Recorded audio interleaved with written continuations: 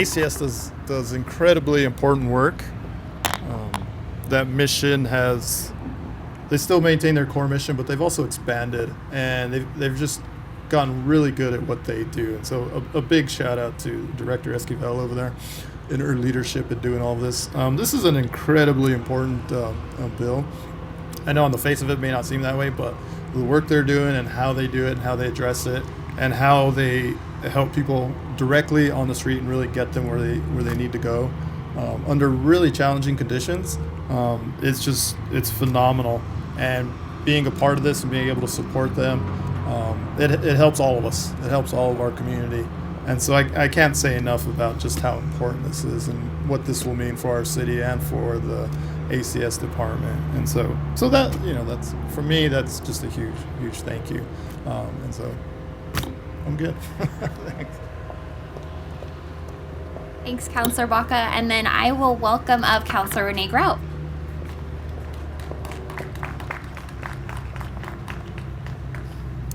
Thank you for everybody for being here too. I want to echo the same comments that Councilor Baca mentioned. ACS is doing some great work, and they also have some proven results with that great work. And that's important to me, seeing that the data is supporting what they are doing. This opioid money is special money. It's only one time that we're getting it. And so it's important that we make the investments, properly. We need to be very thoughtful with this money, because it is one-time money. And again, going back to getting people off the street that have a need. What they're doing, what ACS is doing with this team is showing that it does work. And so I am fully supportive of their mission, what they do, and I hope for a greater success, and we are able to help a lot more people. So thank you. Thank you, Councilor Grout. And then last councilor we have here today is Councilor Nicole Rogers.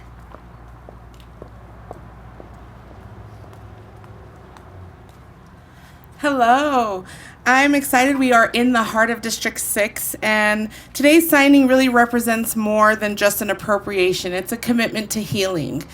I would be remiss without mentioning that, these are direct settlement dollars that came from lives that we lost, families who've lost a loved one to the opioid crisis. And it is extremely important that we get these monies, really blood money, let's be real about what it is, out to community to begin the healing process. So by directing these settlement dollars to Albuquerque Community Safety, we're making sure that this funding doesn't just fill a budget line. It really meets people where they are. It's going to support the responders who show up with compassion, the programs that connect people to treatment instead of jail, and systems that prevent the next crisis before it begins. And so this is not just a line item in a budget. It's really about turning accountability into action and transforming the harm caused by corporate greed into care, recovery, and hope for our city. And so that's what today is really all about. And I'm just so grateful that Albuquerque Community Safety gets to be a steward of these funds, because I know that they understand that mission, they understand what it's at stake, and they can really show us a return in this investment. And so I'm excited to see what they do with this funding, because I will always continue to advocate for more. I know that if we put these dollars into a highly effective department like Albuquerque Community Safety, we'll reap the dividends of that for generations to come. So thank you, and let's go.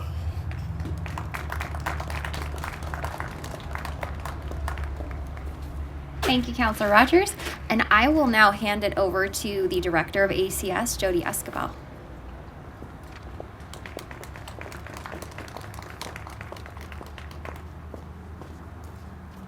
Good afternoon, everybody. Thank you so much for being here. Thank you, Councilor Rogers, for all those meaningful words. Thank you to all the sponsoring council members.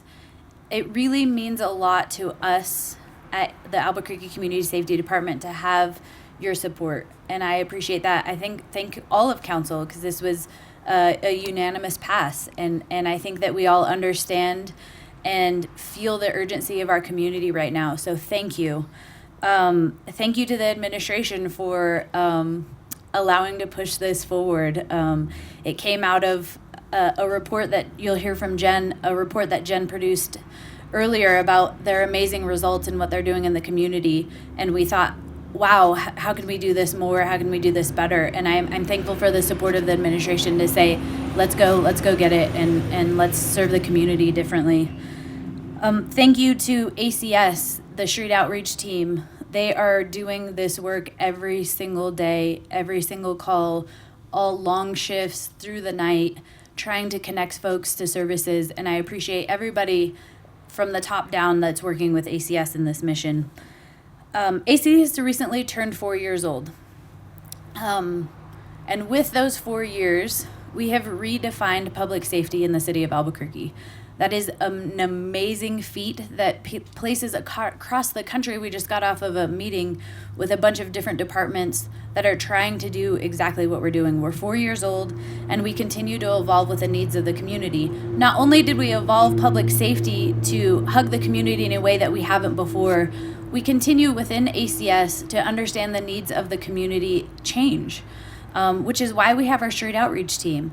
We have our ACS behavioral health responders, those of them that are responding to 911 crisis in the moment, and we have a specialized team in our street outreach team that this expansion money will help them with the intricacies of so much work that needs to be done to be able to walk folks through these systems.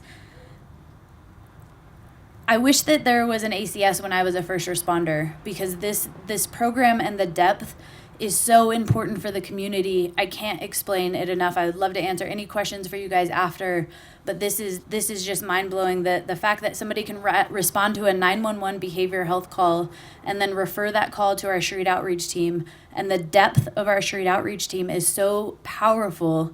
We have street medicine, we have the Veterans Integration Center. I'm taking all of Jen's talking points as she's looking at me. But the depth of that program is so powerful that we're able to walk folks through the system to really peel back the layers to understand what's going on and why folks are in the situation that they're in. We are a hand up and not a hand out, and our street outreach team has really found that balance. We're right at the center of public safety and public health, and I feel like we've really married that relationship together. We know that this team, the work that it's going to be done with this money, will decrease the calls of service for 911. It will. If these folks are generating 911 calls and our teams are able to reach out and navigate the system for them, they're not calling 911, they're not calling the police department, they're not calling fire. They are have the direct support that they need, and that decreases the demand on the system for Albuquerque.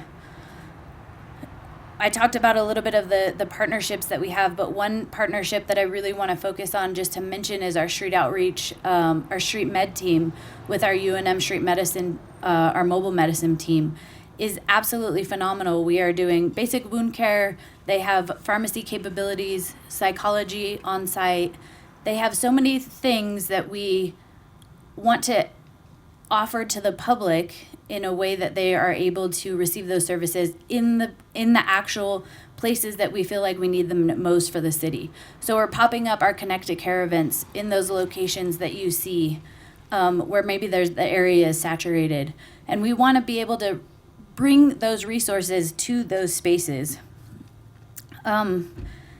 Another thing that our street outreach team does, and all of our ACS responders, is that they build trust in the community. They trust us to be able to help them navigate that system. And if it's building trust that gets them into the programs that we have within the city, then that's a beautiful thing for us to be able to say, hey, we have such a vast amount of services that we can take people when they're ready. And Jen's team is, along with ACS, is relentless with their outreach. And so thank you for that. ACS, you're amazing. In a short amount of time for this navigation element that we've We've had a great success in numbers, and I know we'll talk more about the numbers. But the housing percentage of this team is amazing. 80% of the folks that they've been working with individually are still housed today. And I know that that's a big concern for us. It's a big concern for our community. It's a big concern for the individuals that are facing maybe unstable waters. So that recheck-in, that outreach, that care, that compassion keeps those folks housed, 80%. This program is helping brothers, fathers, sons struggle with addiction. It's mothers with children. This program is so vast and wide with the arms that it's going to be able to grab and help people.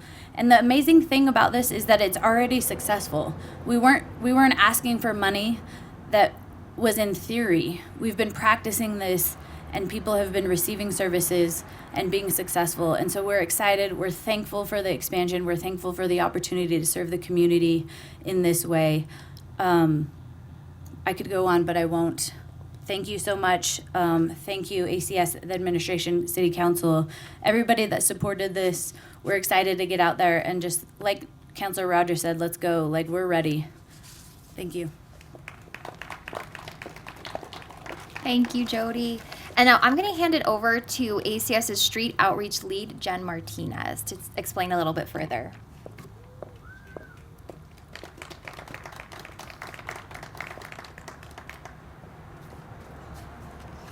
Hi, good afternoon. I'm honored to be here today and celebrate this signing. These investments will directly benefit people who need it the most. We come across those who are having some of their worst moments of their life, the time when they are most vulnerable and who have lost trust in a system that has failed them so many times. But we show up for them and see them where they are and where they can be. That destination can take time though, and we don't walk for them, but with them. And it can be a long walk. It will have its setbacks, and it takes a lot of courage to see that through. But my team spends a lot of time working to build rapport and takes that time to understand their issues at a deeper level. We then use this knowledge and trust to case manage with wraparound support services. And like Director Jody Esquivel said, this includes medical and mental health stabilization, which is crucial to work towards housing from this stronger foundation. The navigators that we have on board have a strong grasp of the network of services, allowing them to see success as soon as it's achievable. Finding appropriate pathways is a priority for us, whether that's independent living, group home settings, or higher level of care such as skilled nursing facilities. And just to reiterate, 80% of the individuals that we've been working with continue to be housed. And that's without assistance. So I'm excited to see where we can expand and house even more people with the housing stability assistance that we're receiving. But it shows the success of this model, and we continue to put our trust into this model, and it's worked. And if they fall back, and even in the long term, we'll pick them back up and start again. Our team builds relationships with landlords, and we don't just place them and leave them. We stick with them and we work together to address any issues that arise before it leads to bigger problems, ensuring that we are helping them to succeed in their housing goals. This is why we only hire individuals who have experience in this area and are proven to be effective. And then we work hard to train them in real time to take their skills to the next level. Having a knowledgeable team sitting at the center of public safety and public health is key. And these dollars will greatly expand our ability to help people through their journey. We'll have more team members to help address some of these complex challenges. We'll have a stronger partnership with UNMH and their mobile medical team. We'll build a deeper, more resilient continuum of care. We won't walk for our clients, but with these investments, we'll have a lot more people walking with them into a better, healthier life. It takes a lot to do it, but ACS will never stop showing up for our community and our city. Thank you, Mayor and Councilors, for trusting us.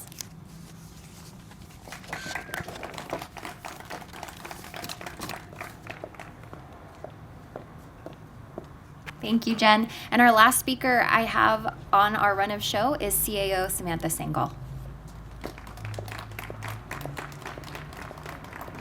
Hello, everyone. What a great day it is for us to celebrate an investment by our City Council and Mayor Tim Keller in what it takes for us to deliver solutions and partnerships with people that need our support and our help. Our opioid settlement funds are truly intended to support individuals that are suffering, that need the help and support of others, that are asking others to join them in the new path that they want to design for themselves. And that's exactly what this investment is about.